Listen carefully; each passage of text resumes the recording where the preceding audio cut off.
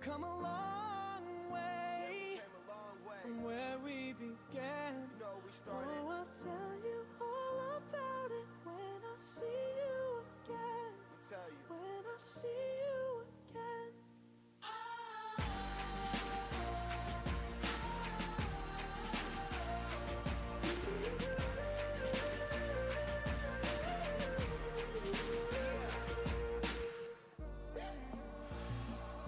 First you both go out your way and the vibe is feeling strong, and what's small turn to a friendship turn to a bond, and that bond will never be broken, the love will never get lost.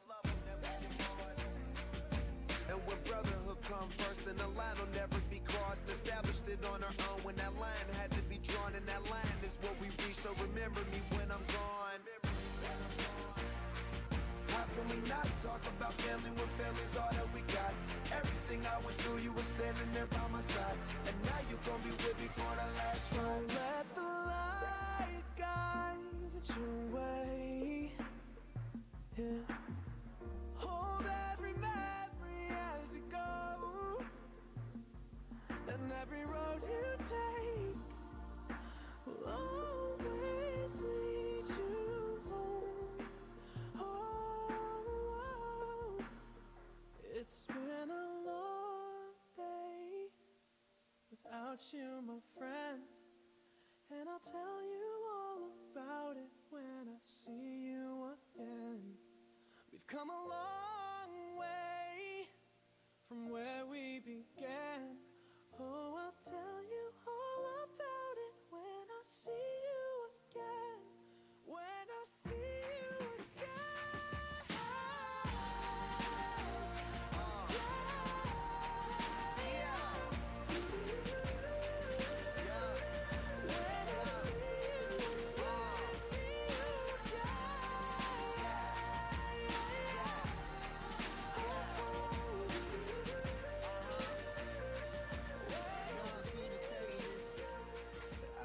About it lately, reminiscing about us in Vegas, drinking like we're famous. Man, those days were crazy, but your book ran out of pages, and now I wish I never waited to tell you. Out of all the moments in my life, the ones I got to share with you were probably my favorite. I know you're looking down on us, I'm missing you, bro. I hope you're proud of us. At least I know you made it home, and I know you're not alone. 'Cause now you're singing with the choir, now you're dancing with the crew. You ain't doing this solo, we all riding with you. No one can put out your fire, nobody feeling your shoes.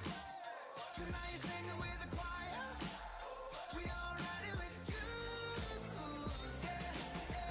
Yeah. Check one. Yeah, we fill up all our days with working and grinding just to make ends meet.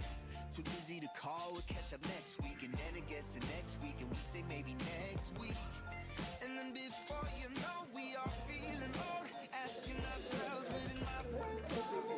So don't wait till they go home. Now you're singing with the choir, now you're dancing with the crew. You ain't doing this solo, we all riding with you. No one can put out your fire, nobody feeling your shoes. 'Cause now you're singing with the choir, we all riding with you.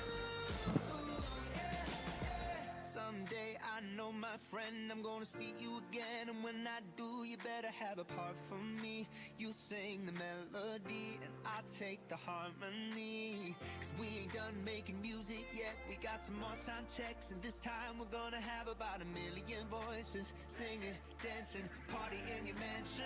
'Cause now you're singing with the choir, now you're dancing with the crew. You ain't doing this solo, we all riding with you. No one can put out your fire, nobody feeling your shoes. 'Cause now you're singing with the choir, we all riding with you. We all riding with you.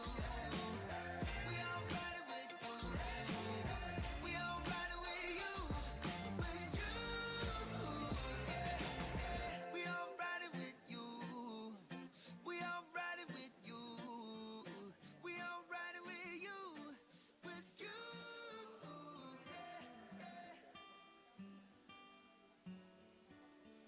under the surface, you don't know what you'll find until it's your time. No second chances, but all we can do is try. I made up my mind. I can't see you, but I hear your call, baby. Hold on now. We're going home. If we make it or we don't, we won't be alone. When I see your light shine, I know I'm home. If you're waiting all your life, you won't ever go. When I see your light shine, I know I'm home. When I see your light shine, I know I'm home. When I see your light shine. Some things are simple and hard to ignore, they say. The truth is like that. We're getting colder, so far from the shore, I say. The world is like that. I can't see you, but I hear your call, baby. Hold on now. We're going home. If we make it or we don't, we won't be alone. When I see your light shine, I know I'm home. If you're waiting all your life, you won't ever go. When I see your light shine, I know I'm home. When I see your light shine, I know I'm home. When I see your light shine, there's a place that I wanna run with you, darling. There's a place that I wanna run with you. We're going home. If we make it or we don't, we won't be alone. When I see your light shine, I know I'm home. If you're waiting on your life. Nā koe te whānau. My name's Giles, and my role here is just to facilitate dialogue. And the first thing I want to say is thank you so very much for being here. Kevin's impressed at the final audience he has in the country and has said, look, I just want to speak for 20 minutes so that we can get some dialogue and conversation going. See you. So, let's begin. And we're going to begin to make sure that we are tika, pono, and that we are operating in aroha, because we have Whaihira here who is po atawhai at Mercy Hospice. And so if we're going to literally translate that, feel free to correct me, Whaia. Po atawhai, a human pillar of compassion. Now, if there's not something aspirational in your life that's more than that, I've got no idea what it could possibly be. Whaia, shall I just pass the microphone to you here? Oops, Daisy. I better take my stick with me. Tēnā koe mātua. Kei te tua hau, ki te mihi a koe. Ki te hara mai koe, kei raro tō korowai, tō mahi miharo, tō wake, tō pāpa. So nā mihi.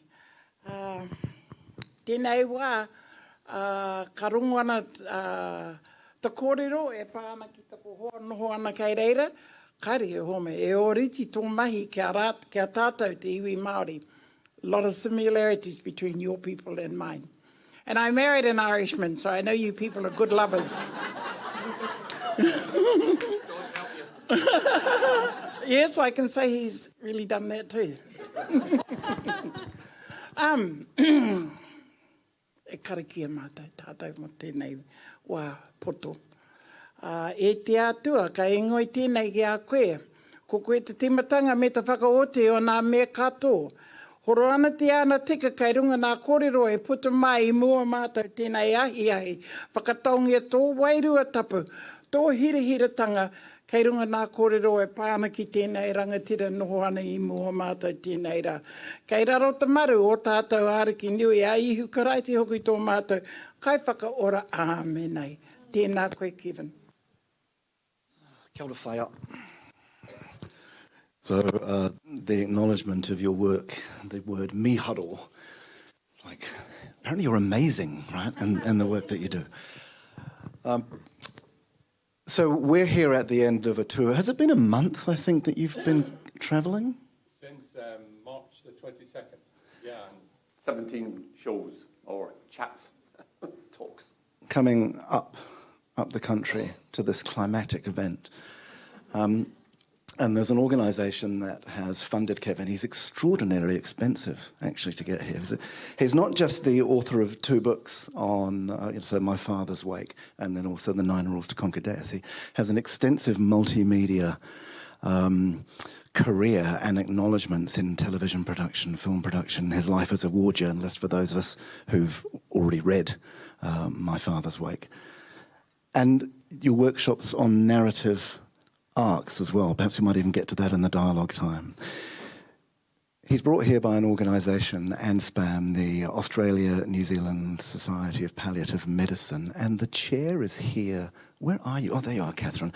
Catherine, later on, when we have our dialogue time, would love to come to you for some comments, some conversation. And thank you for this gift of bringing him here. And to Stuart from I Know IT, who's at the back there and not at all comfortable having the attention directed to him, is doing this as a sponsorship for us to make the event available as an enduring time for those of us who can't get here on a Monday afternoon. But for those of you who have, we're really thrilled. And thank you for making a priority of it for this time.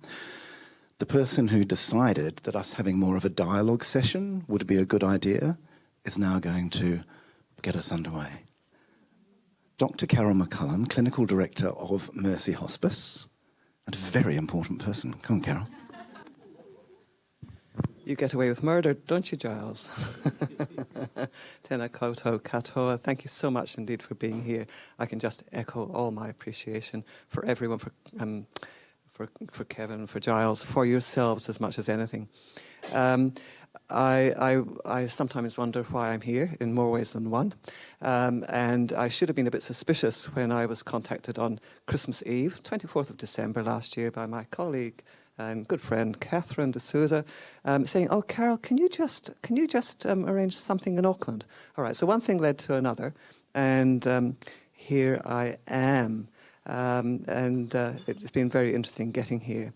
And one of the things that I said I could do, I said I'd like to do anything. I can get a venue. I can be the roaming mic. But someone else got the roaming mic job. So then Giles said to me, well, just have a wee reflection, Carol. And I thought, well, I don't know what to do. I don't know how to talk about what I do. I've been doctoring for quite a while. And I don't know how to explain what it is. However, I do know what it is that keeps me going. And one of the things about medicine, there are many miracles in it. We do amazing things. At the same time, I sometimes think that how can it be so hard when something so natural and so inevitable in terms of dying, approaching the end of life, death and grieving, all of that is so natural, how can it be so hard at times? And what I'm really fortunate to do in my work is for those that are both unfortunate and fortunate enough to meet, no, probably more unfortunate to meet me, I try and make it not so hard for them. But there's so much that I don't know, and it's not always hard. And anyway, I'm here because I like to hear how it might not be so hard. I like to hear from Kevin, but forgive me, Kevin, I also would love to hear from all of yourselves as well. So I'm here, all ears. Thank you very much. You ready? Yeah. I'll start the timer now, Kevin. It's an honour to be here. Thank you very much. And thank Morrisons for obviously this venue today, and for ANSPAM for taking me, from the other side of the world to talk about, as Carol has just said, something that is really ordinary and natural, which is dying, an every other day sort of event. Now, I'm really here, I suppose, because I wrote that book My Father's Wake, How the Irish Teach Us to Live, Love and Die. And the moment that that book was conceived, I can remember it very clearly. And it was about 5 a.m. On the longest day. And my father was dying in our family house, in our ancestral village, Ducanella, on Achill Island. A place where my family have actually been living there since 1834, because the townland was named after us by the English soldiers who did the first map. And it was 5 a.m. and I was taking a break, because Sonny, my father, was in the last stages of pancreatic cancer. And he was in a coma for three days. And as I was taking a break from the vigil, and I decided to walk down to the ocean. And our house is just 300 meters from the Atlantic. If you get in, you can start swimming to Newfoundland if you ever wanted to go there. And then my 9-year-old nephew, Sean, came to me. He ran after me and he said, "Come quick, Kevin, he's going." And I went back to the house and went through the front door, turned to the right into this very small room, maybe twice the size of a prison cell. And at the top of the room was Sonny, lying on a bed. He was suffering from the advanced stages of pancreatic cancer. So it's cachexia, where you basically lose all the flesh. You're just a jumble of bones and a skull. And he had that sort of Cheney Stokes breathing. It's pretty terrifying if you're listening to it. And I looked around the room, and there were 10 people in that room, some of whom I never knew. I mean, some of them were blood relations. The lady next door who sold eggs, my very, very pregnant cousin. But some of them I just thought, why are you here? I mean, what are you going to see? And then my fantastic Aunt Tilda, who just died a couple of years ago, wonderful woman, never had a day's health in her entire life, died at 92. And then we were looking at Sonny and we thought, he's dying. And then she struck up the rosary, the 5 sorrowful mysteries. And it's a kind of prayer that Irish Catholics learn with their infant formula, you know. Hail Mary, full of grace, the Lord is with thee. Blessed art thou. And blessed is the fruit of thy womb, Jesus. And then the chorus go, Holy Mary, Mother of God, pray for us sinners now and at the hour of our death. And Aunt Tilda began to lead the prayer, and then the chorus began to obviously repeat that. Holy Mary, Mother of God, pray for us sinners now and at the hour of the death. And the noise kind of grew louder and louder in that really small room, bouncing off the ceiling, bouncing off the walls, bouncing off the portrait of Jesus Christ with his heart exposed above Sonny's head. Louder and louder and louder. Until it was like the loudest sound I ever heard. And what I then began to realize is that what these, mainly women, were doing was they were like rocking this other human being into death, like a death lullaby. If you sort of think about it, of course, the reason why it's a death lullaby is that although Sonny was in a coma, the last sense, doctors say, is hearing. So maybe the last sound that he heard would be that very, very familiar prayer. Something that we were all very familiar with. Something that as a 4-year-old child or 6-year-old child, I could do it in 10 seconds. You know, just like bang out. But it was like a death lullaby. So they were rocking this other mortal soldier into death. And if you think about it, the first best hope of life is that you will be born into a community who love you. And we think it's really terrible, you know, foundling hospitals, children abandoned, you know, that horror, you know, the infant that's found, you know, on hopefully the steps of the police station or not. But it's a kind of tragedy, you know. The first best hope of life is that you'll be born into a community who love you. And then the last best hope of life is that you will die within a community who love you too. And that's what those women, mainly those women, but some of us men, that's what they were doing. They were rocking this individual into death. And I looked around that room and I thought, wow, somebody should write about this, you know? And I looked around for another writer and I couldn't find one. So it became my burden and responsibility to write about what the Irish Wake teaches us about dying and death and life. Because Sonny's death, one of the problems, because I grew up in Scotland too, so I've got a bit of a Scottish Presbyterian in me, you know. I try to keep him suppressed, but he's always jumping out. And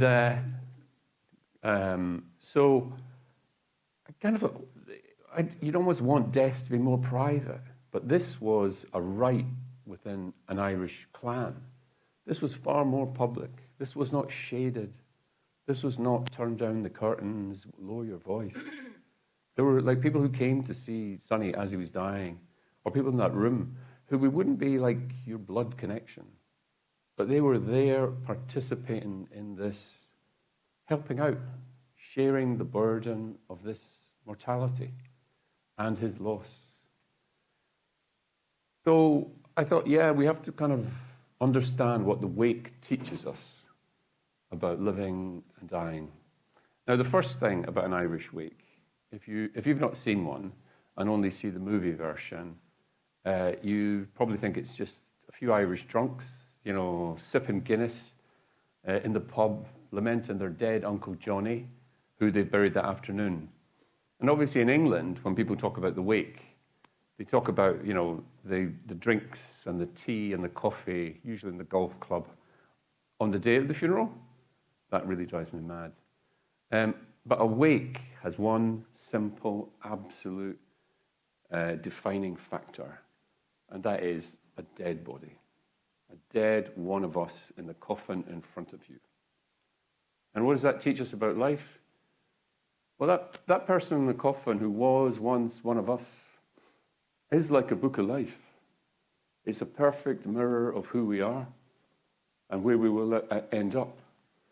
And of course, if you've not seen your first corpse, there's probably lots of people who are medically qualified here, so you're probably going to cheat when I ask the next question. Why don't you raise your right hand? Everyone do. It's an interactive show, even at home.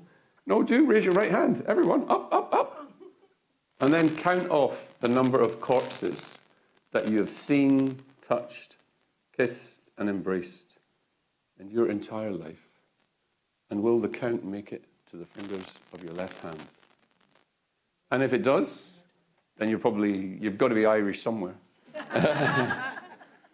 But in England, often if you do that, people would say, well, I saw my grandfather for 20 minutes. And of course, how can that be in a world where everyone is mortal? So wake has a dead body in front of us. And again, you never really forget your first corpse. For a start, they're awful quiet. Yeah? You walk up to them, whisper in their ear that your heart is breaking, and you don't know how you're going to live without them. Or else you can tell them that you've always hated their guts, and you're really glad that they're dead.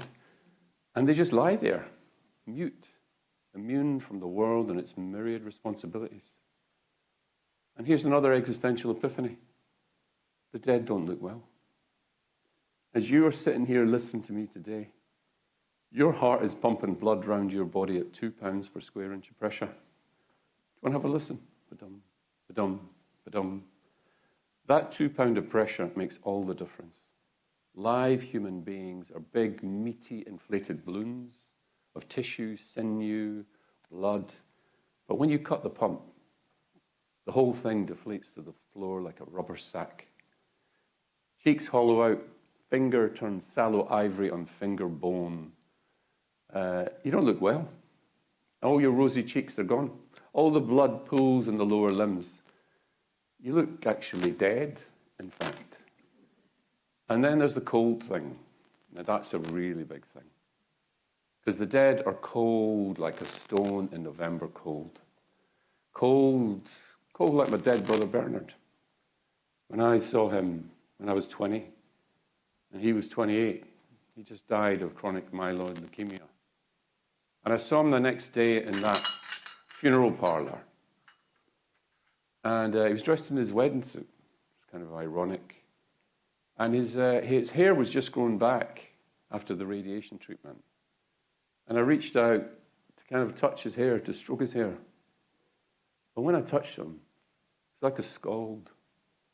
I couldn't believe that this perfect marble block, this facsimile, this somehow somebody had carved it overnight, had ever been him. And yet he was that thing, impossible, him, and then this cold, inhumane thing that could never have been human. It was two impossible things at the same time. Which really brings us on to why the wake is so important and why that spending company in the time of the dead is so important.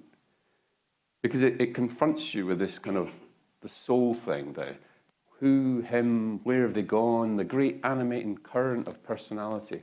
You're looking at this person that maybe you knew intimately, and they're sort of there, and they're not there. All these little things about the cold, the slightly different shape of their face, all these things that, so they're them, and they're not them. And that confounds us. But the reason why that is really important is that remains the epicenter of our entire civilization. It has spawned our eternal quest for eternal life. And every religion, holy book, every prophet, every temple, every mosque, every synagogue, and also, for those amongst you, every jar of face cream. We don't want to be them. We don't want to be dead. Every packet of vitamin pills, the whole lot, everything, our attempt to defy death. Even all these American billionaires like Elon Musk, all I can say when you hear about their attempt to live eternally, thank God for death. Yeah? Otherwise, these people would rule over us forever. So, and that is just what you get in that encounter with the corpse. You don't have to do a PhD in bereavement studies. You don't have to sign up for a grief therapy course on the internet, a certificate. You just have to turn up and start acting like the Irish. You go along to the wake, you go along to the house. Usually there's the men are hovering in the background. The family's women are there close to the coffin. You walk up to them, shake their hands, say sorry for your trouble. Stand over the corpse. You do a few prayers, even if you're an atheist. If you get very advanced, you begin to develop the school of Irish death compliments. Your mother, she's looking grand. She always had lovely skin. Yeah? Do you not think he's come into himself again? And then, you can pass over, sit down. Usually there's a pile of chairs on the other side beyond the coffin. Here's something that is a tip for all you New Zealanders. You get an advanced, sit down, you can start talking about the price of sheep. Yeah? Price of wool. And then often you get invited into the kitchen for regulation Irish ham and tomato sandwiches, a cup of tea. If you're lucky, you might get a warm bottle of Guinness. And then you're just there, sitting around, doing the chat, talking about life and death. But the thing is, it's not a mannequin. It's not a piece of plastic in the coffin. It's a real one of us. Somebody who lived, who had dreams, who maybe had marriage, children. Somebody who lived a life that's not very dissimilar from our own. One of us. That's the whole thing. One of us. And of course, that becomes a mirror of us. The real thing, of course, is not just who's in the box. It's what's happening inside your head. Changing that view of what you might call the Western death machine, of denial. And if it doesn't change your view, if that contact with the dead doesn't, then you are definitely in need of psychiatric help. Because, of course, what it comes to this is the realization that this dead brother and sister today will be you in the future. and that you too are mortal, and that you have the same frailties and desires, hopes, joys, failures as maybe this person had, and that you're not immune, that we do actually share in an overwhelming mortal solidarity, where our lives aren't perfect, where things aren't like in the movies. If you've not been in that kind of Irish way, some people go and they're like thinking, wow, this is like the TV. It must be sort of like a trick camera. You know, they're looking for the cameras and look in the box. It must be somebody famous. You know, Love Island or Big Brother. And then the realization that they're not. And it's not really a show, that you are now playing your part in what it is to be truly human. You see, to be truly human is to carry the burden and joy of your own mortality and strive in grace to help others carry theirs, sometimes lightly and sometimes courageously. And what do I mean by that? Well, since I've been here in New Zealand, I've talked to lots of people, and they say, oh, the worst thing that happened about Jimmy when he got sick is all his old friends in the rugby club, they never phoned him up. They were too afraid. They shunned him. And he knew all of his life. This was his community.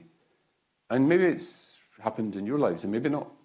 But people feel, oh, it's really awkward. You know, the dead and the dying and the...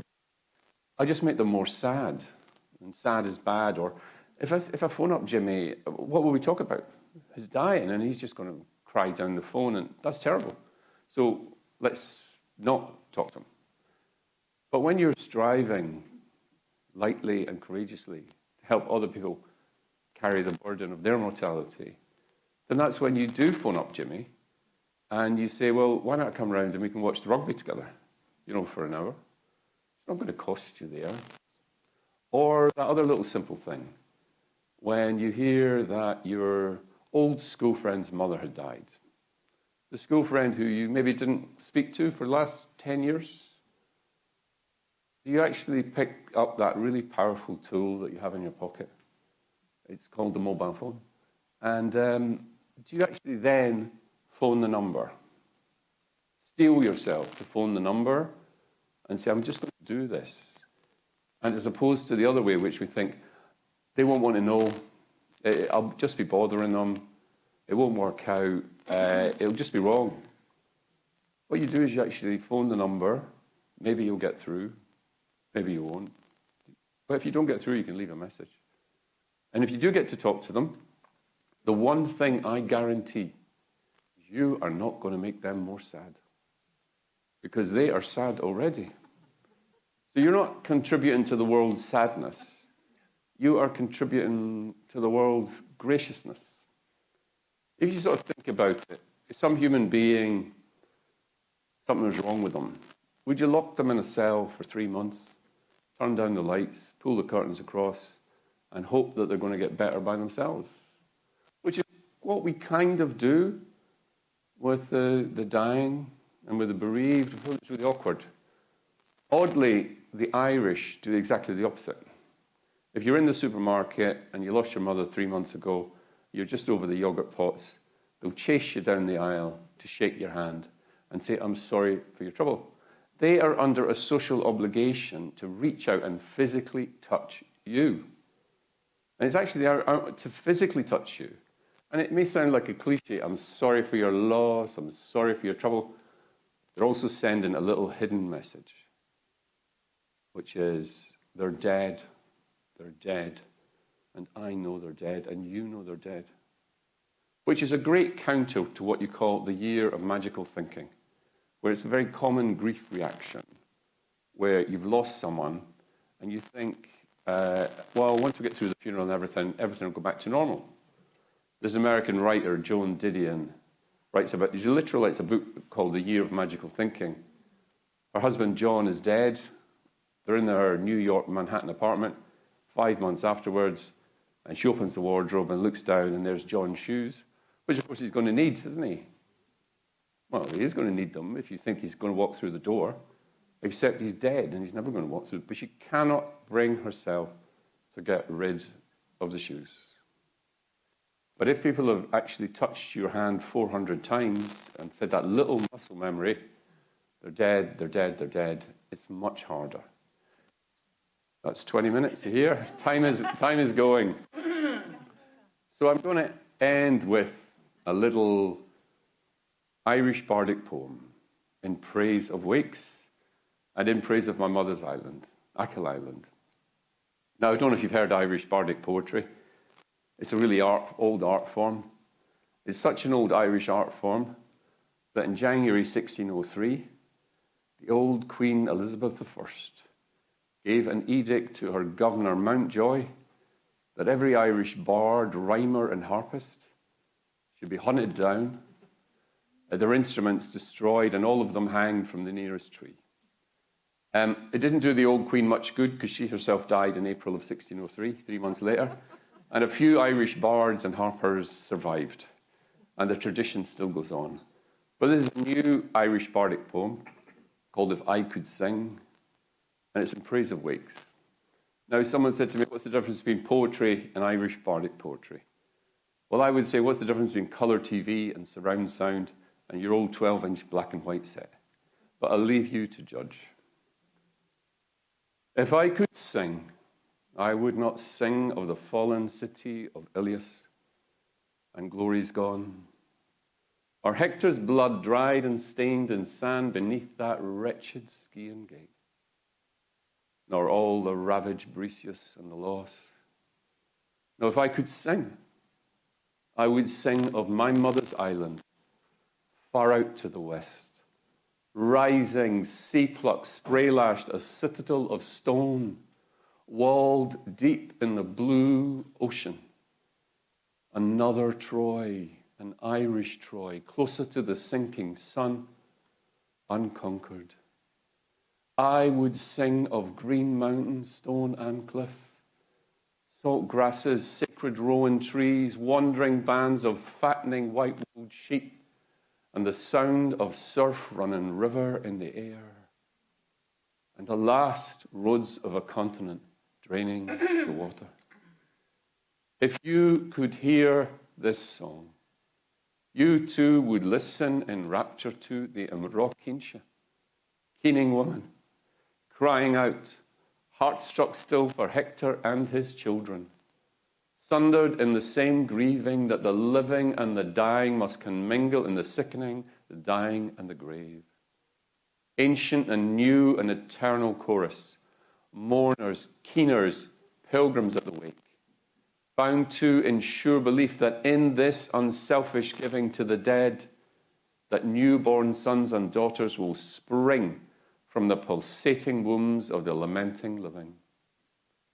And sing on for that last band, Hector's watchman, who stood sentry over the battered Trojan prince in that dire hour of defeat, to guard the passage out of his departing soul and man the gate of chaos until against Hades' invading horde, until the glorious life-giving sun rose in victory again. Immortal soldiers, stalwart, forever gathering themselves, dying in each other's lives and living on in each other's death at every wake ever since. Now, if I could sing, my brothers and sisters, I would not sing of the fallen city of Ilium and glories gone, but of an island far out to the west, rising, sea-plucked, spray-lashed, a citadel of stone, walled deep in the blue ocean, where the last best hope of humanity beats on. That mortal being incarnate in flesh shall not live, love, or die alone. And if I could sing, if we could sing together, brothers and sisters, then surely we would never, ever stop the singing of this song.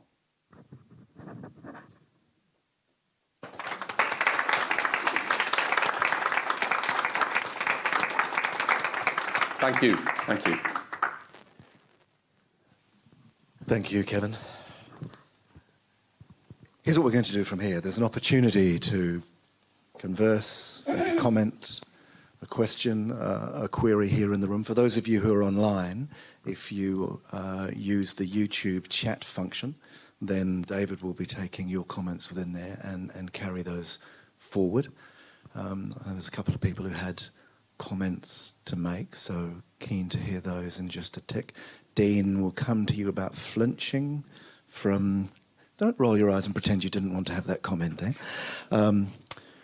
with you, Kevin. If there's anyone else, and there's something you'd like to say, it was very interesting watching the play upon your faces as different words came out. And for me here, being aware now that, as you said that poem, the surround sound, full colour version, that all of our words are going to be sounds emanating from the wounds of the lamenting living. So I look forward to hearing what emanates from your wounded, lamenting selves. Carol, I wonder if you'd come and join us, please. And whilst people compose their thoughts, I know that while all you wanted to do was pass the microphone around to other people, I really wanted to invite your reflections, because it seems to me there have been three elements. Where if you've read all of Kevin's books, there are three here: My Father's Wake, 9 Rules to Conquer Death, and then Journeys with the Rebel Soul. Rebel Hearts. The Rebel, yeah, remarkable piece. Not quite related to this now, but from the Troubles in Ireland. Anyway, Kevin, you speak to the gathering, the dying, and the grieving, it seems to me, and your work brings particularly two areas of reflection and insight: the gathering and the grieving. And I thought, Carol, with decades of work and choosing palliative medicine as your specialty, that to have you here speaking to the dying part might bring some particular usefulness. So look, do please catch my eye if you wanted to make a comment. But let's begin with reflections from you, Kevin. Thank you for your words, for your time. Carol, what lands with you from what Kevin said?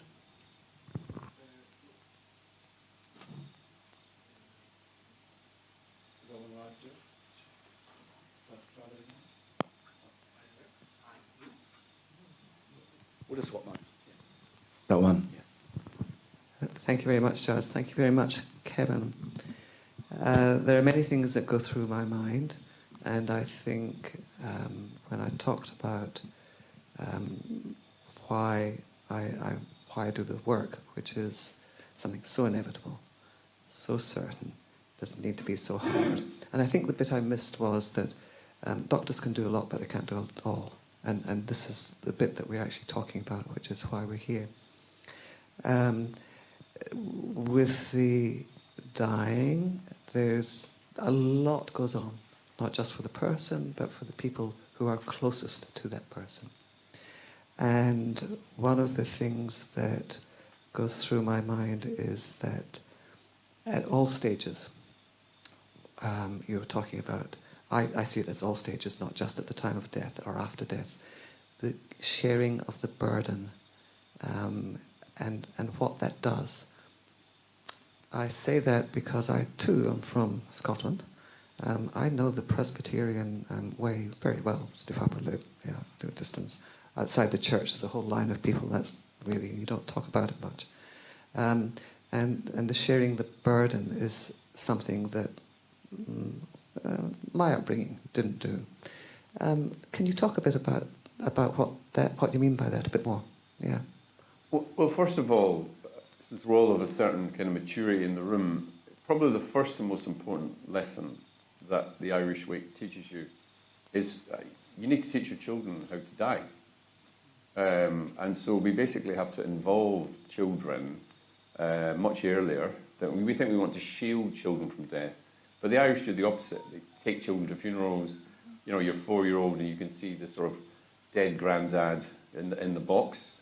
And what you're really doing is you're kind of inoculating these children because they see this event, maybe the adults are a bit sad, there's a bit of feasting, but they go home, have beans on toast, watch the TV, go to school the next day. It's really ordinary. It's a sort of repeated pattern. So I'd say that's the first thing. One of the problems about the Western death machine is that we're shielding children. The younger generation don't go to funerals, don't ever see dead bodies, have lost the vocabulary And again, it's not really about what you call the me death. The me death is my death, and I hope to God it is of completely no consequence to anyone in this room. But we have to have a more bigger share of the we death. How do we operate as social creatures in a world where everyone dies? Where your son's classmate maybe falls victim to suicide. What do you say to the parents? To the colleague at work 3 cubicles along who's just lost their mother? Do you have the courage to actually walk up to her, or do you think if I say anything to her, she's going to burst into tears and that'll be just terrible? So the we death is something that we have to remaster, our ways of coping with social death around us. And of course, the other thing is preparation for our own death, how to learn how to die. And the only people who will ever teach you how to die are other dying humans. So that's why we need to spend a bit of time with the sick and the bereaved, the dying, so that we can learn ourselves how to be a better mortal. That's amazing. I remember, so I came to New Zealand in 1979 or thereabouts, and my father died. He was in Australia at the time, and he had died a few years later. And I was living in a sort of in Coromandel town, not a big area, and had been over to Australia and done what was necessary and been there. And I came back, and I was walking past the post office. It's a one-street town, and a gentleman came up and gave me a hug and said, "I'm sorry for your loss." Now, I didn't know this gentleman, and he did that, and it was remarkable. And that wasn't the only, so I started to see another way. One of the things I'm thinking about, and I just want to check in with you, is the dead don't look well. Yeah? Okay?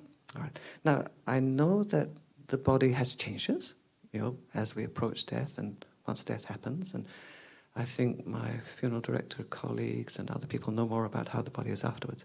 But one of the things I've noticed is often that the face takes on a different demeanour. Often there's no furrow on the brow.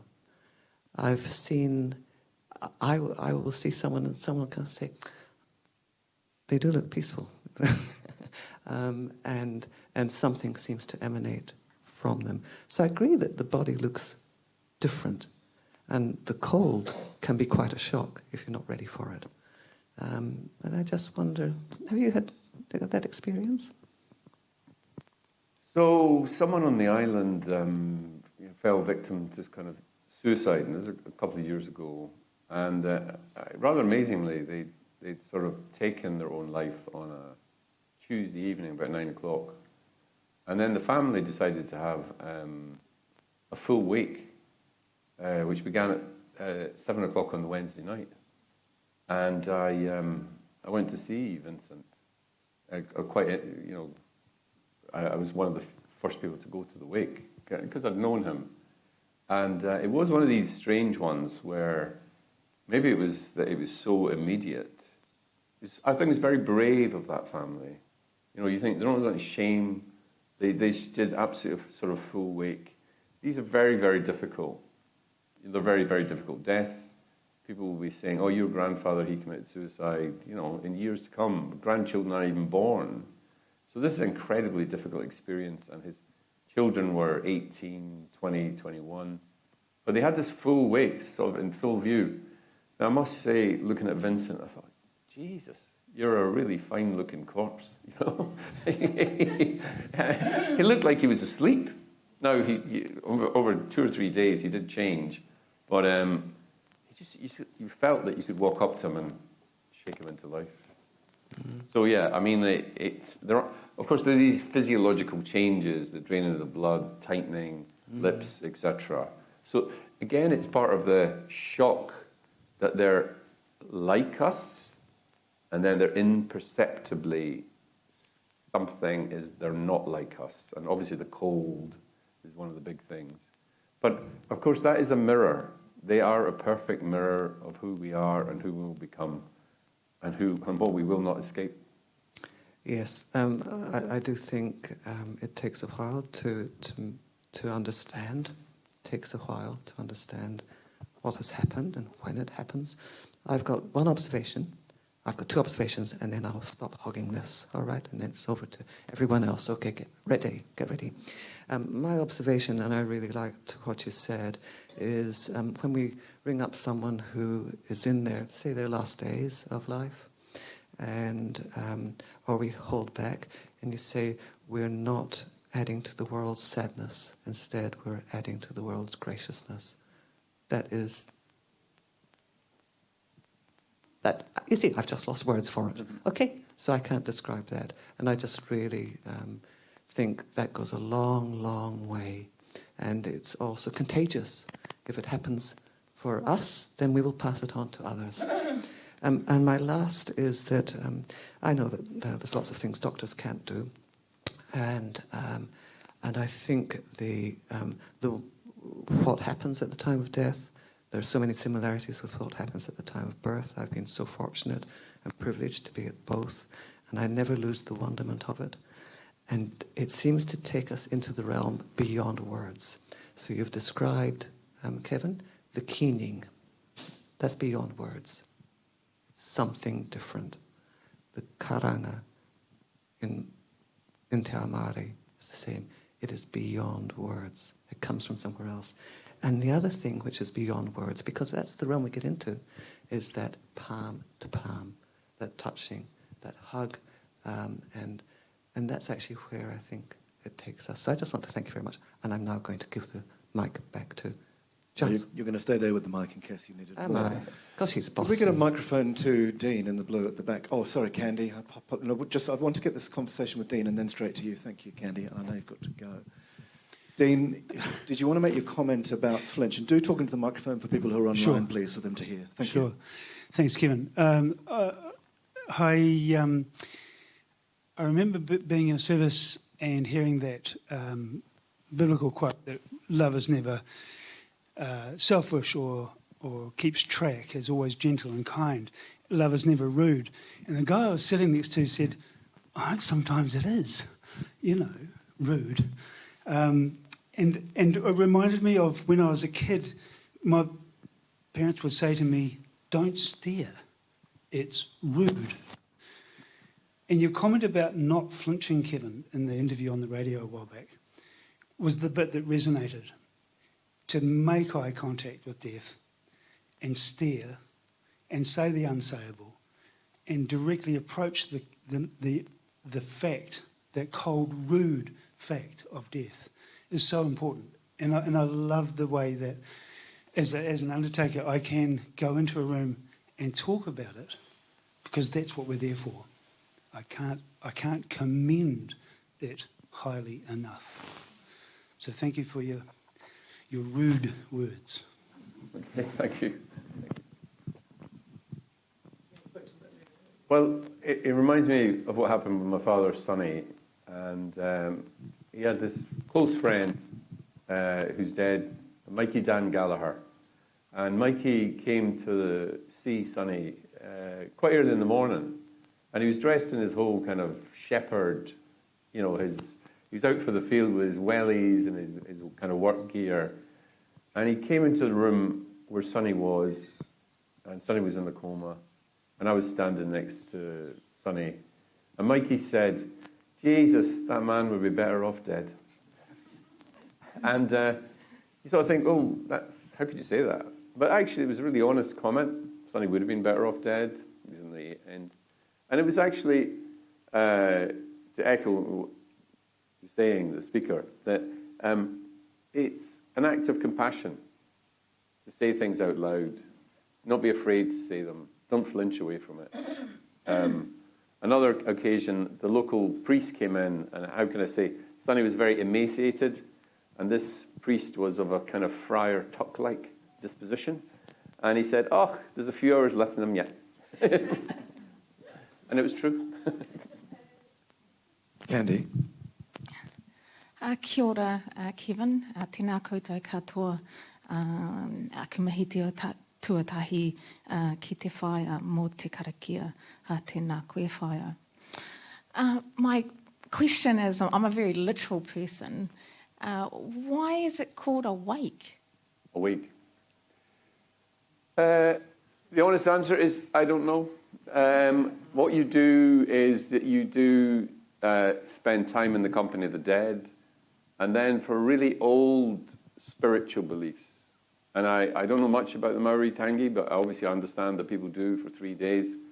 Usually it is probably to do with the notion of a solar cycle, that you have to accompany the dead through the hours of the night, so that basically what you have to do for our ancestors believed that the wake was like a portal between the supernatural and the natural world, and that through the body of the dead, as I say, Hades' invading horde could actually break through into this gateway and cause chaos all around the natural world.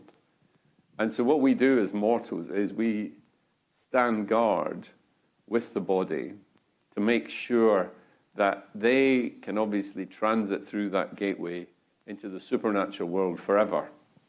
And then we get to lock the door so basically the supernatural don't come in. And it does sort of make a lot of psychological sense, because it's a very common grief reaction in the aftermath of loss of somebody you love, that the dead appear in your dreams. And our ancestors obviously thought that these were the spirit of the dead. And there's various things that happen. There's some Irish things where people think literally you have to do certain things to appease the dead if they do appear in your dreams. So I think that's why you're standing watch, like a mortal solidarity, to make sure that the spirit of the dead pass safely into the afterlife, and the afterlife doesn't come back to haunt us. Thank you. Thank you, Kevin. Thank you, Candy. When you talked about the unfurrowed brow, sometimes I've noticed a couple of funeral directors here giving big nods and looking very comfortable and happy around that. Perhaps not as comfortable, Natasha. I'm going to ask you to make a comment now, if you would. In coming aware, reading your books, listening to you, the privilege of the long conversation we had that we recorded, the gathering, the dying, the grieving. And Natasha, you're a member of a club, the Shocking Pinks, that you don't want anyone else to join. And I just wonder if you would speak a little bit to when someone has a terminal diagnosis and living very present in the imminent reality or awareness of death. I just would like to invite you to make. Thanks, Charles. So the Shocking Pink is a group of women that were all diagnosed under the age of 45 with breast cancer. So there is a small contingent of those lovely ladies that are terminal. And I guess the philosophy around that, like many of the people in the room, including all the lovely palliative care doctors that we've got here today, is about living well. So, how do we live well in the face of dying? And what have you observed? You talked to me about 3 women who've received a diagnosis recently? Yeah, 3 Come on, women. spill. You said you'd overshare, Natasha. Actually, 2 women and 1 man have received a diagnosis recently that they are now in palliative care and not likely to make Christmas. One of the lovely ladies was like, right, well, I'm going to start my living wake. And her and her children decided to go to Fiji, which was an amazing, beautiful idea until recently, as we all know, there was a cyclone in Fiji as well. So her living wake isn't quite going as planned, but in her words, she said, well, her life didn't really go as planned either. So I think, every one of us knows at some point we will eventually all die. But I think those that carry that knowledge with them have to hold that and live at the same time. And I think that's the special part. And I think what you alluded to as well in terms of having that community around you and talking to those people and not shying away from it, I think is the most important part. I think we do exactly what you said in terms of honouring and supporting those people and not turning your backs on them, I think is probably the most important thing. And the other two, just the other thing that I'd like to bring up as well is through your talking today, I think my team are going to say to me a little bit later on that, one, they will take great honour in being the people that are standing guard, because I think that's really important as well. And the other thing is all we do is present good-looking corpses around here. So I think our families are very thankful for that, and I'm very thankful for my team for the passion that they bring to that. Thank you very much. Thank you, Natasha. Could I just address that sort of point? Because one of the rules, what you do, when you're living with terminal diagnosis, that some of this can be more serious than others, but ultimately we're all living, we're all mortal, so we're all living eventually with a terminal diagnosis. Now, if you're some death guru in America and you get on the Oprah Winfrey show, they'll say, what do you think? And you'll say, oh, just live every day like it was your last day, which is a terrible idea because you'd never fix the washing machine. And you just, you wouldn't plan for a holiday in Fiji because, hey, the cyclone might come. But I guess the thing to do, it's a slight adaptation of it, is I would say try and live every day like it was a Wednesday. Wednesday, you're much more likely to be staying home, doing your hair, feeding the kids pizza, living your own life. It's not like you're getting dressed up the weekend in order to impress other people. On Wednesdays, you're generally living your life for you. They're closer to your authentic self. You're not really bothering about other people. Now, we can't live every single day like it was a Wednesday, but you can try and say, well, I'll tell you what, I'm going to have a couple of Wednesdays a week, because you're living for you, not in the eyes of others. And ultimately, it's your life. In our becoming, there is the mystery of ourselves, the acts by which we define ourselves of who we are. And we will define ourselves by our acts rather than by our thoughts, the things that we do, the things that we fail to do, the kindnesses that we show, the anger. The other great thing, I'm really, one of our greatest virtues is lying, dishonesty, hypocrisy, not telling the truth. Without that, we simply wouldn't survive. We're complicated creatures, but we can endeavour, in a sense, to be better mortals. Thank you for your contribution. Yeah, thank you, Natasha. Can we get to Cherie? The last part then, and we're just about to conclude here today, do stay for refreshments. And we're going to do that in this place. There'll be some food there, some drinks there, and just come and mingle and have a chat, whether with Carol, with Kevin, Natasha, Catherine, the chair of SPAMS. Cherie, I just wanted to turn some attention to you for a moment, in that you are the third part, the gathering, the dying. And I like what you've said in a David Bernadette, that you stand guard. But you run many, many cemeteries, Cherie. And whilst you're comfortable with large earthwork, earth-moving machinery and big pieces of capital plant and utility, you also talk about a sacred role. And I just wondered what your reflection upon that last ongoing part of grieving and of our mortality is. Would you mind standing to have a conversation? No, that's fine. Thank you. Can you hear me? Yeah. First of all, welcome. One thing just before I sort of get into that I've just found totally fascinating. As a child, I was whānai out to an uncle and auntie. So by the time I was about 12, I'd been to more tangis, I guess, than wakes. And what I'm seeing is this amazing that, Ireland's, like you say, on the other side of the world. You just said earlier you didn't know much about tangihanga or what we do here in New Zealand, but the mirrored behaviours and the respect, and it's just amazing that, without two people talking about the same thing, we kind of do the same thing, which is, I've just found that really fascinating. I lived in Ireland for a little while in a little town called Iknowit in County Cowes, and the thing that fascinated me in Ireland is that you can go to a pub, and at the back of the pub is an undertaker's, or at the back of a shop is an undertaker's, and it, to me, was just like, having those two things together is so different, but over there it was quite normal, and that the families are very involved in the process of death as we are, my family, the way we talk about it. I live in a cemetery with my grandchildren and my family, so they can't help but hear about death all the time, and it's something quite natural to my grandchildren that isn't natural to a lot of kids. But I think it's absolutely the best way.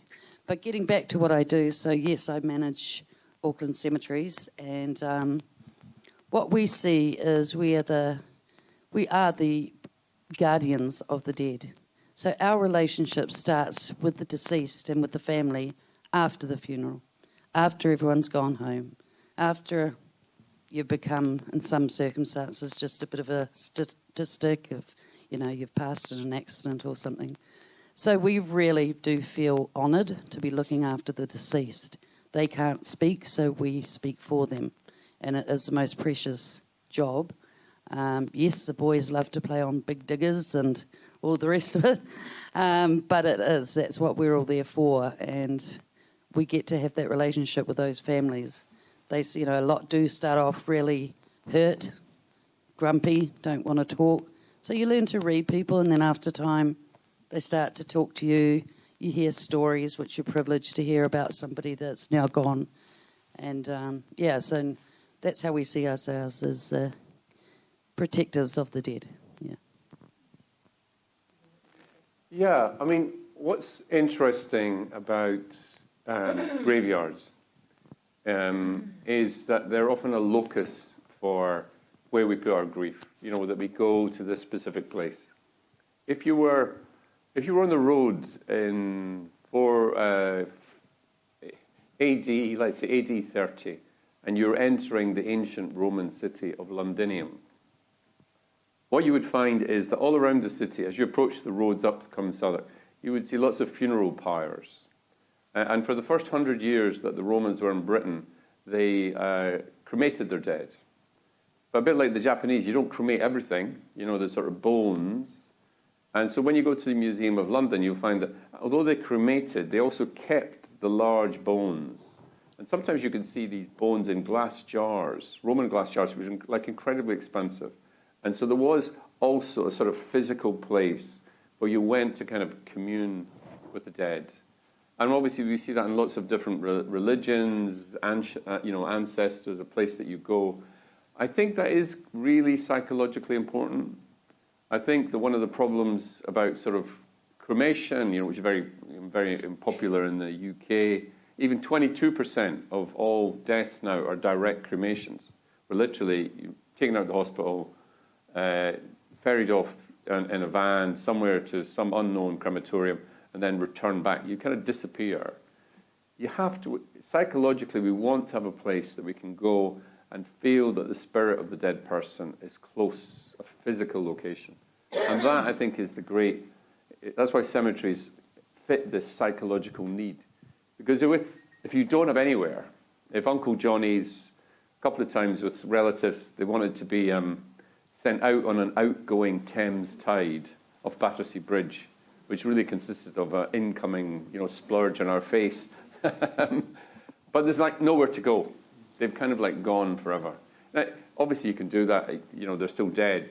But I think it's a kind of wound that we have inside, that a physical place, a place we think, yes, somehow they're there, helps us in the grieving process. Thank you. Sheree, thank you for speaking to that. David, would you just share the comments or questions that you've got from online? We've got two, correct? Yeah, that's correct, Giles. Thanks, Kevin. So the first comment, or question, sorry, for you, Kevin, comes from Jean, and she's curious about the idea of dying in community when so many people seem to die as soon as they're alone, sort of whether it's in hospital or under palliative care or in their own home. Quite often when families just step out of the room, and some might want to be alone so they can focus inwards, is the question. Is that fit in with that community? I know often people talk, sometimes they compare it to turn into the wall, that you, at the end of your life, and people often talk about, they use sometimes the example of animals, the fox that's injured and it turns to the wall and turns away. We'll all undertake a bit of that journey, by ourselves. But obviously, it's better in the company of others if it can. I'm not sure you can really predict. For every For every sort of person who turns away, there's sort of counter-examples of people. And what the Irish really want you to do is often, you know, it's very common to do the rosary. It's very common for the family to be around. It's very common to be in the embrace of others as you're dying. There is not a right way or a wrong way. There's ways of compassion. Yeah, that's what it is. No, thanks. And then from Noel, hi Kevin, thanks for your insights. What is the historical context of keening in a wake? That's K-E-E-N-I-N-G. Is it under threat in the contemporary world? From Noel. So all we need to do is go to Ghana. You go to you can see adverts. By the way, I'm a huge advocate of keening. I want to actually revive it, reprofessionalise it. And in Ghana, you see adverts say, professionalise your funeral, and by hiring mourners. And they'll say, so various price lists, wailing, gnashing of teeth, 80 CDs. Wailing, gnashing of teeth, berating other mourners for the lack of emotion, 120 CDs. Wailing, gnashing, berating other mourners, threatening to jump in the grave and rolling around on the ground, 500 CDs. I think that's really terrible, cynical and awful. But, we hire undertakers, we hire caterers, why not hire keeners? And keening is a really old, ancient sort of tradition. It goes back to the Iliad. It was a poem written by Homer in 750, where they talk about the minstrels of the dirge. Irish travellers in Ireland still keen. My great-grandmother was a keener. I work with a woman whose grandmother was a keener. And it was a bit like, do we call in the undertaker, or do we call in the keeners? And so it usually was 3 women. And they were there to kind of lead the emotion, to lead the expression. I've been in places where people have keened in a way that you can feel a wave of emotion move through the crowd. I was once in Israel, and I was at a funeral of a rabbi who'd been shot dead that morning at 4:30. And at 5 o'clock on the same day, his family and his wife were burying him, because under Judaism you have to bury within sunset. And it was a militant settler funeral, full of Zionist settlers, and a lot of the men had like M16 machine guns, rifles. And anyway, the woman began to do a eulogy in Hebrew at the graveside. And obviously this was a huge existential shock. He had left her bed at 4:30, and the same day she's actually burying him. And she began to sort of speak in Hebrew, which I don't understand. But a wave of emotion went through that crowd that you could almost actually feel it in your hand. And the settler beside me, with his M16, he began to cry. And I actually began to cry too, although I didn't understand one word. But you could feel that emotion, the power of that emotion. And keening is some of the most powerful emotions that we will ever feel. So, I'm a part of an advocate of a lifelong crusade. Let's bring back keening. And I'm sure in the Maori Tangi there's keening too. So it's just there. We just need to reach in and grab hold of this very old device. David, if you could just take some names for this new service that Morrisons will be offering, please. I'm keen. Great. Thanks. Oh, very good. Oh, you're not too young for a dad joke. Look at you. We're about to conclude. We will hear from the chair who created this whole event and coming through. Was there any last word that you wish to say for us, or would you like to do it with refreshments, Kevin? No, I'll just say something. One last parting gift. May you all live long and prosper, and in a galaxy far, far away, may you find in death the grace that I found in my Father's wake. Go well.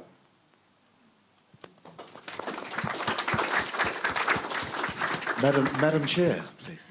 Kia ora whānau. Is that on? It's hard to follow up that. Thanks, Kevin.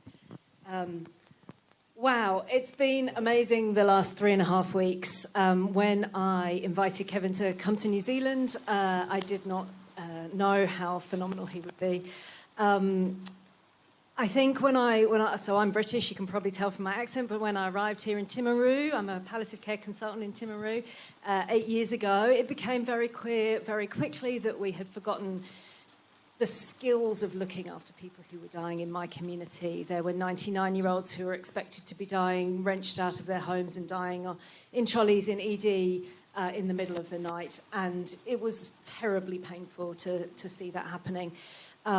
I was very well aware that there was not going to be a magic amount of extra palliative care doctors, nurses, doulas, etc., riding in on horses to rescue the situation and make sure everybody was able to die with their whānau at home. But one thing that we do have here is an amazing community of people who can care for their neighbours, who can care for their whānau, if we're able to give them the skills, the confidence, the knowledge to do that. And hence why we've organised the last couple of tours of speakers, including Kevin coming to really talk to us about making dying part of living and giving us the skills to embrace the dying. It's not...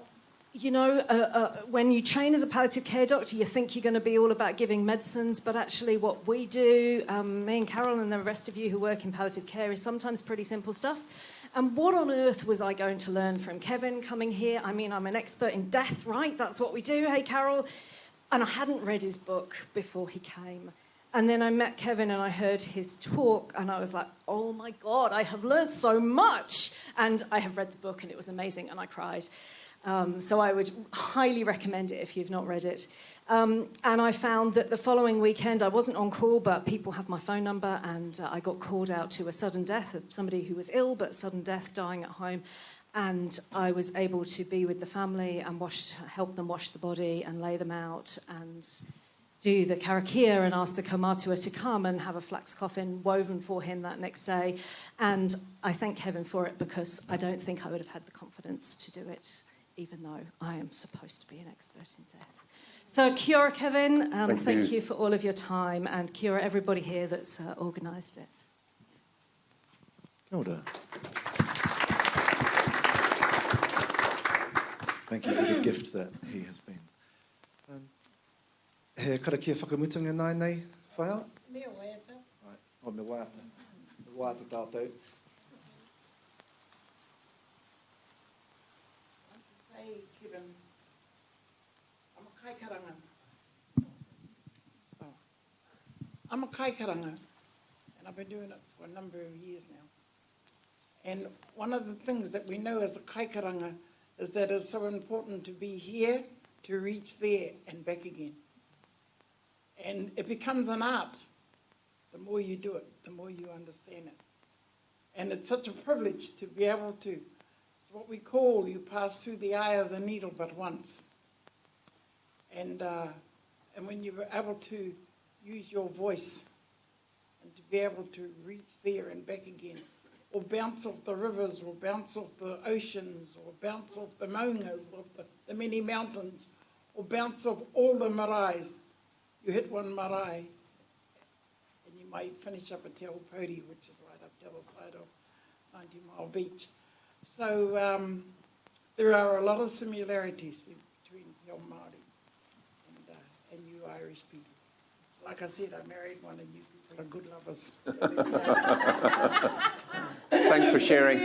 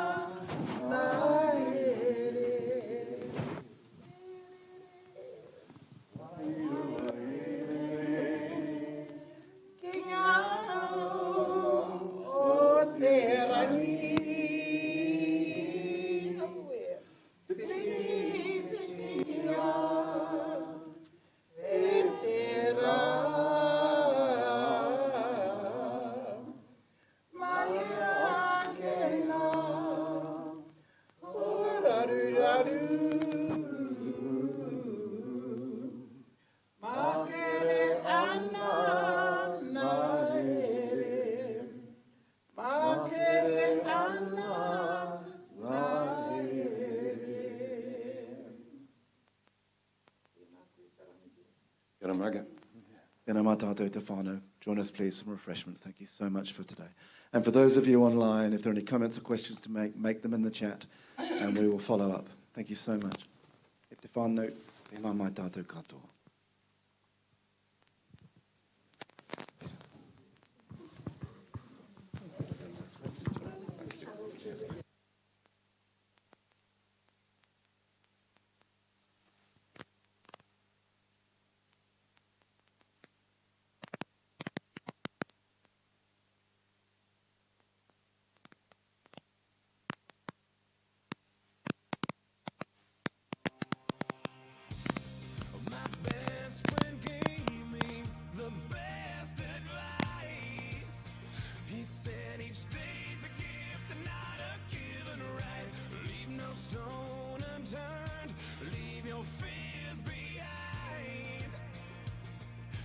Try to take the path less traveled by.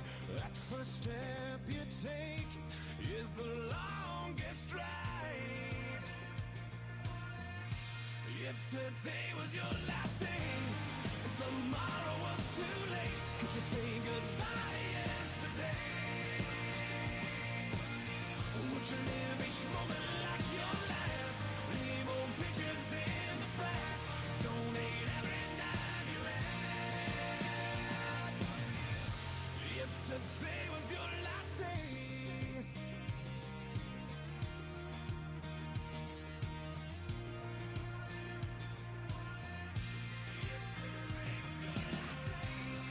against the grain should be a way of life.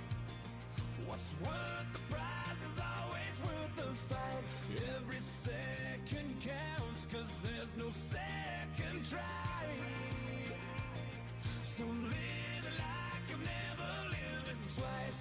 Don't take the free ride in your own life. If today was your last day and tomorrow was too late, could you say goodbye yesterday? Or would you live each moment like your last? Leave old pictures in the past. Donate every dime you have. And what you call them friends you never seen. Reminisce on memories. Would you forgive your enemies? And would you find that one you dreaming of? Swear up and down to God above that you finally fall in love. If today was your last day,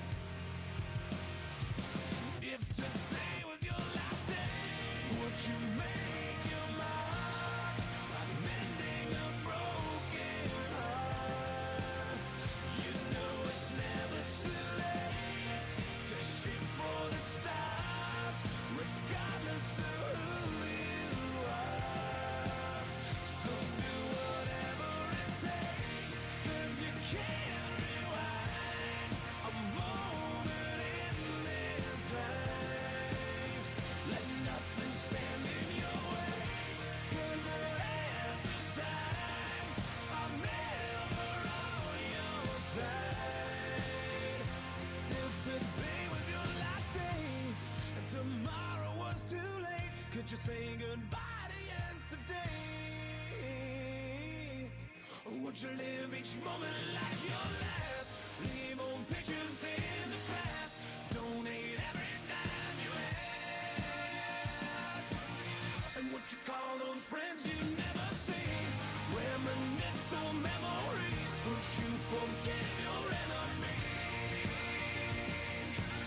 And would you find that one you dreaming of? Swear up and down to God above that you finally fall in love. If today was your last day,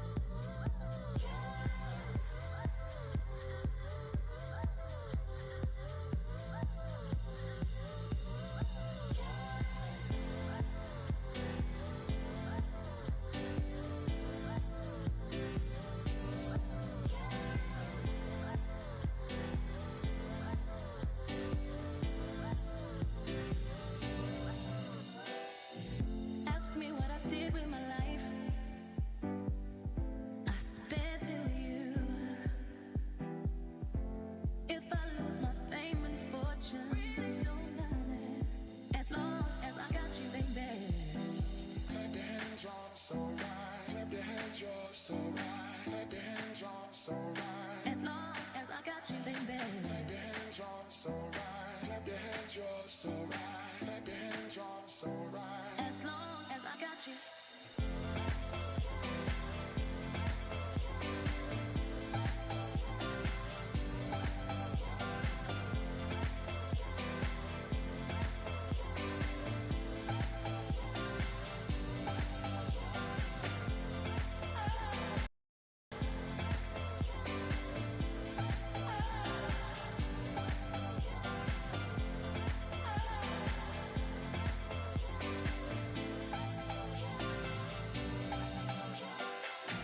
Ask me what I did with my life.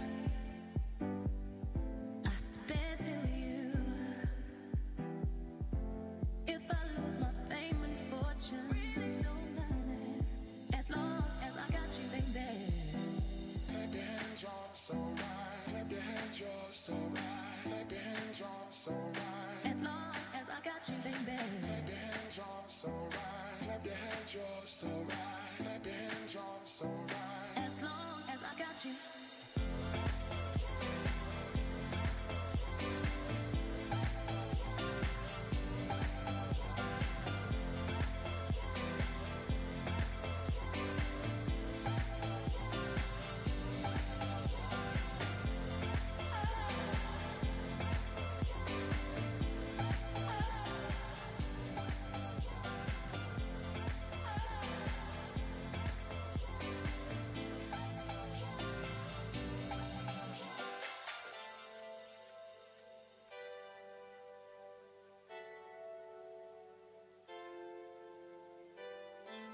As the years they pass us by,